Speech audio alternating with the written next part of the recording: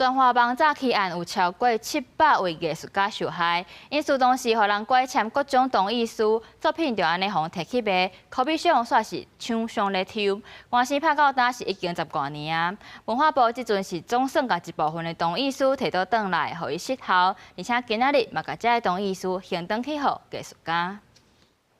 民国18年，有超过700位艺术家去互全华邦金刚堂文教基金会的负责人林祖蓝，用文化部补助案的名义，怪因签各种同意书，不当摕到授权含权利让渡，作品卖出去，全华邦就通抽口面上。文化部伫106年成立专案小组，108年台北地检署甲林祖蓝甲业务员等等起诉，但是判决进前林祖蓝就过身，法院依法无受理结案，一寡同意书要伫林祖蓝继承人手头。10年来，文化部透过法律协助机制，总算 争取到把一部分的同意书摕回来。经过了9年的煎熬，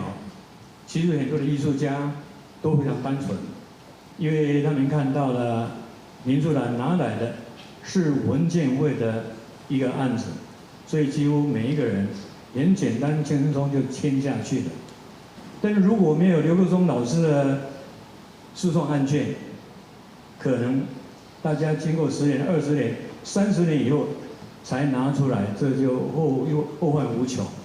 文化部伫10日举办全华邦事件结案说明会，除了甲这个同意书还互这位受害艺术家，其中上关键的艺术家刘国祥，用家己拍赢官司的赔偿金借款来交换当初无去互检调扣押到的同意书嘛，互失效。文化部甲一定文化奖奖颁予伊，嘛感谢伊的贡献甲典范。我很感谢刘国松老师，这个官司打赢后，他愿意不拿那个 对方的赔偿金大概500多万吧，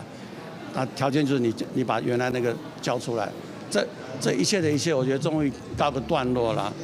文化部嘛向无来的艺术家表示，这批同意书一直到7月31日进前拢通来领回去，若超过1期，文化部会统一销毁。针对未来的艺术发展，文化部嘛会加权投资艺术家的艺术银行预算到4000万，含推动公共艺术法修法，希望让台湾的艺术受到重视。记者陈心东、谢桂林台北报道。